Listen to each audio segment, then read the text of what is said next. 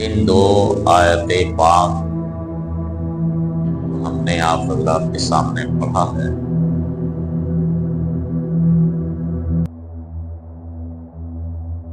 اس میں اللہ تبارک و تعالی ارشاد فرماتا ہے کہ نفع و نقصان کا مالک صرف اللہ ہے۔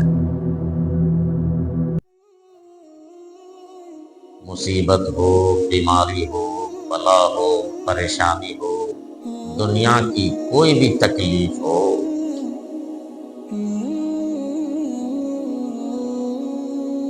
اللہ ہی کی طرف سے تکلیف آتی ہے۔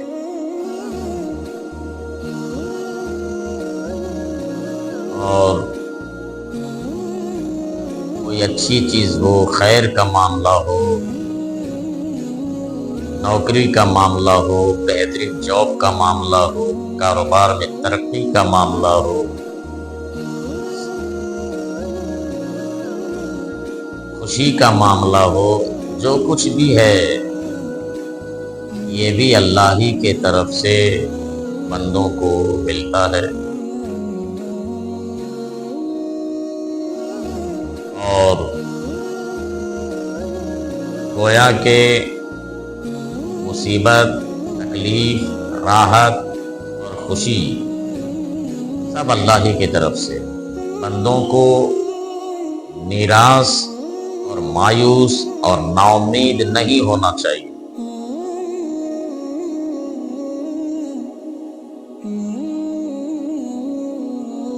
یہ بھی دھیان میں نہیں رہنا چاہیے کہ فلاں ہم کو نقصان پہنچا رہا ہے، فلاں ہم کو پریشانی میں ڈال رہا ہے، یہ بھی دھیان میں نہیں ہونا چاہیے، کیونکہ اللہ نے فرمایا کہ نقصان کا مالک صرف اللہ ہے اور نفع کا مالک بھی کون ہے؟ اللہ ہے۔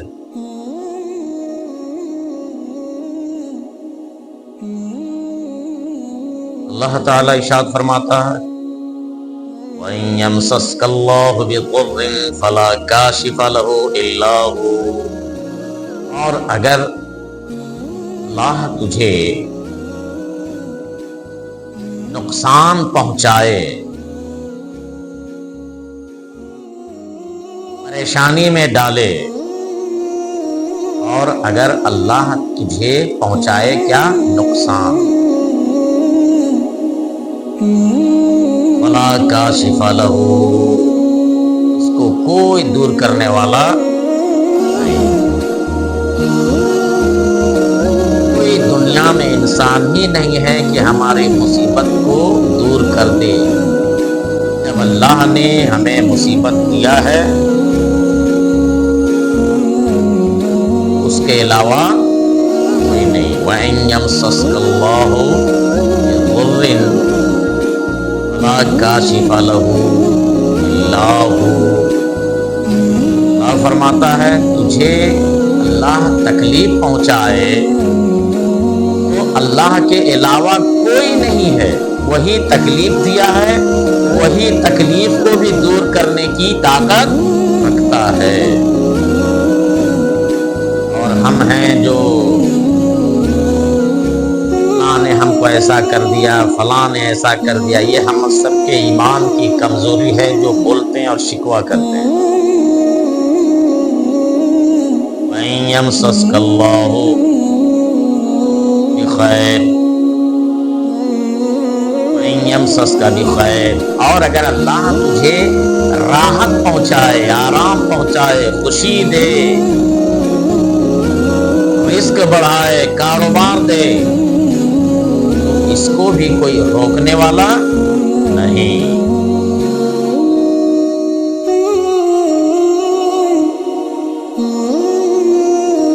دنیا میں انسان تو چاہتا ہی ہے کہ ہم فلاں کو ایسا کر دیں گے، فلاں کو ایسا کر دیں گے، ہم ایسا کر دیں گے، مگر اللہ تعالیٰ ادھر دیکھ رہا ہے کہ تو کیا کر سکتا ہے، تو کرنے والا میں ہی ہوں۔ اٹھا، یہ تیرا بکواس ہے، لے کر کے بیٹھا ہے۔ शैतानी सोच तुम्हारा कामयाब होने वाला नहीं है।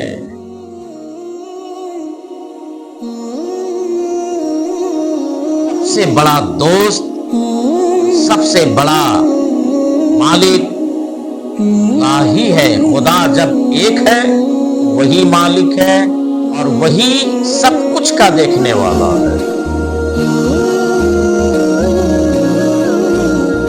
वअला कुल्लि शैइन क़दीर, और वो हर चीज पर कुदरत रखता है। वल क़ाहिरु फ़ौक़ इबादिही व हुवल हकीमुल ख़बीर, और वो गालिब है अपने बंदों के ऊपर। हर बंदा मगलूब है, हम हो या आप हो, उसके सामने सब मगलूब है। वही उससे बड़ा नहीं है, वही गालिब है। और वल हकीमुल खबीर, और वही हिकमत जानने वाला है और वही खबर रखने वाला है। वो जैसी हिकमत जानता है, वो जैसी वो खबर रखता है, वो कोई खबर नहीं रख सकता। नाम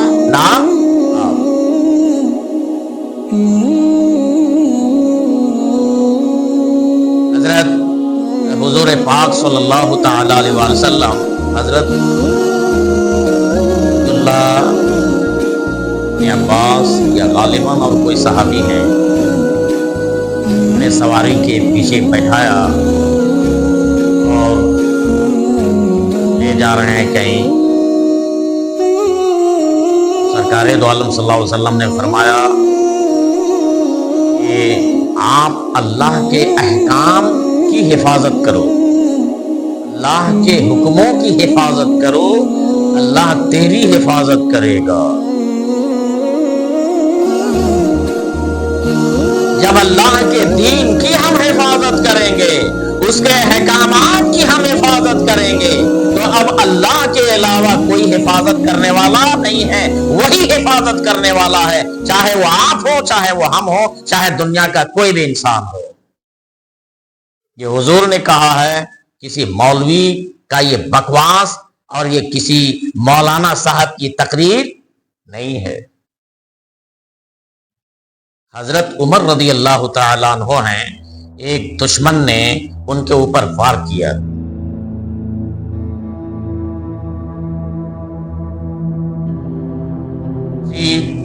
जगह पर दरख्त के नीचे वो आराम कर रहे थे। दुश्मन पहले ही से दरख्त पर चढ़ा हुआ था और उसने चाहा कि मैं वहां से अपना खंजर फेंकूं और हजरत उमर रज़ियल्लाहु ताला अन्हु को क्या कर दूं, शहीद कर दूं। मगर दुश्मन देख रहा है कि सामने हजरत उमर के एक शेर है जो कह रहा है तुम अभी उतरो, अभी मैं तुमको लुक़मा बना लूंगा। फेंकता क्या, नीचे बेहोश होकर के गिर गया। हजरत उमर की आंख, क्या बात है, कांप रहा था, थर्रा रहा था, लर्जा बर अंताम था, जुबान पर लर्जा था। कैसे झाड़ से तू गिर गया? हुजूर वाला माफ कर दीजिए, मुझे माफ कर दीजिए, मुझे फला बादशाह ने आपको मारने के लिए और कत्ल करने के लिए भेजा था। जो ही मैंने वहां से फेंकना चाहा हथियार, सामने शेर नजर आया और कहा अभी तो तेरी खाली उतर यहां से, अभी तुझे जो लुक़मा बनाऊंगा, तेरी अक्ल जो है वहीं पर तुझे खुलेगी। तू मारने नहीं आया, तू मरने आया। शेर अपनी जुबान हाल से उसे देख रहा था और कह रहा था अभी उतरो, अभी बताता हूं। उमर रज़ियल्लाहु ताला अन्हु कहते हैं, मुझे आवाज आई, खुदा की कुदरत आतिफ़े गैबी के तरफ से आवाज आई, उमर तू मेरे दीन की हिफाजत करता है, इसीलिए मैंने तेरी हिफाजत किया है। आवाज आई, मैं तेरे میں تیری جان کا رکھوالا ہوں. کیوں؟ اسی لیے کہ تو میری حفاظت، میرے دین کی حفاظت کر رہا ہے، میرے بندوں کی حفاظت کر رہا ہے، اور تو اچھی حکومت کر رہا ہے، تو اچھی خلافت سنبھال رہا ہے، تو مدینے میں اچھی حکومت کر رہا ہے. سارے عالم اسلام میں تیری حکومت کا سکہ بیٹھا ہوا ہے. دشمنان دین بھی کانپ رہے ہیں. ہندوستان ہو، امریکہ ہو، دنیا کا کوئی بھی ملک ہو، سارے لوگ ڈر رہے ہیں حضرت عمر رضی اللہ تعالیٰ عنہ کی اس دور کی خلافت سے، اس دور کی بادشاہیت سے. مہاتما گاندھی یہی ہندوستان کے مہاتما گاندھی، اس نے کہا تھا جتنی کتابیں میں نے پڑھی ہے، جتنے بادشاہوں کو میں نے دیکھا ہے، حضرت عمر اور ابو بکر کے جیسا میں نے نہیں دیکھا. اور کہا میں وہی حکومت کروں گا ہندوستان میں جیسی حکومت عمر نے کیا ہے اور ابو بکر نے کر کے دکھایا ہے. آج ہم کہتے ہیں کہ مہاتما گاندھی بدن میں کپڑا نہیں رکھتا تھا. وجہ کیا تھی؟ اس تاریخ کو کہاں سے دیکھا تھا؟ یہ اتہاس کہاں سے سیکھا تھا؟ بدن میں کپڑا نہیں، صوفیانہ طرز کا جس کا یہ قول گزرا ہے ہندوستان میں ہماری ایک آنکھ ہندو ہے تو ایک آنکھ مسلمان ہے. اس نے کہا تھا کہ ہندوستان میں حکومت کروں گا تو عمر کے جیسا اور ابو بکر کے جیسا. وہی مہاتما گاندھی جس نے کہا تھا کہ اگر کوئی ایک تھپڑ میرے گال میں رسید کر دے تو میں دوسرا گال دے دوں گا مارنے کے لیے. کہاں سے سیکھا تھا مہاتما گاندھی؟ ایسے اسے مہاتما نہیں کہا گیا ہے. ہندوستان میں بڑی بڑی کتابوں کا مطالعہ کرنے والا انسان آج بھی اس کا نام بھارت میں ہم اور آپ لے رہے ہیں، جان رہے ہیں اور پہچان رہے ہیں. بھائیو، دوست اور بزرگوں، حضرت عمر رضی اللہ تعالی ہو یا کوئی بھی ہو، آج بھی اگر مسلمان کی طرح رہے، مسلمانوں کو دنیا میں کوئی تکلیف نہیں ہوگی. مگر مسلمان کی طرح ہے کہاں؟ بس اپنا پیٹ بھرنا چاہیے، بس اپنی دکان چمکنا چاہیے. سامنے والا مرے، سڑے، گلے، بس اپنے آپ کو امپروو ہو جاؤ، اپنے آپ کو روٹی سیکو، اپنے آپ کو بڑا بنو. سامنے والے کو دیکھو کہ سامنے والا کیا ہے، کس حال سے گزر رہا ہے. اگر تم سامنے والے کو دیکھ رہے ہو، اس کی پریشانی کو سمجھ رہے ہو، تو سمجھو تمہارے لیے ایمان مکمل ہے، ورنہ تم کچے ہو اور ادھورے ہو. آج مسلمان کی حالات کیا ہے مسلمان کے؟ مثال کے طور پر ایک فلسطین ہی کو لے لیجیے،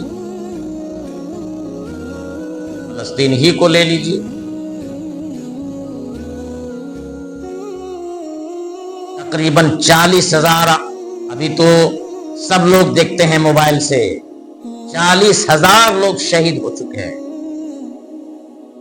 40,000، اللہ اکبر. پھر بھی وہاں کے لوگ پیچھے نہیں ہٹ رہے ہیں. اپنی زمین کے لیے، فلسطین کے لیے، بیت المقدس کو آزاد کرانے کے لیے لڑائی لڑ رہے ہیں. دنیا ساتھ نہیں دے رہی ہے، گنے چنے لوگ ہیں جو ساتھ ہی دے رہے ہیں، ممالک، مسلم ممالک، ورنہ پوری طرح سے ان کو سپورٹ نہیں مل رہا. ان کا جذبہ بتا رہا ہے، ان کا کردار بتا رہا ہے، ان کا جذبہ جہاد بتا رہا ہے کہ مسلمان ساتھ دے نہ دے، دنیا کے لوگ ساتھ دے نہ دے، فلسطین کے لوگ پیچھے ہٹنے والے نہیں ہیں اور یہ کامیاب ہو کرتے رہیں گے انشاءاللہ تعالی، کوئی شک نہیں۔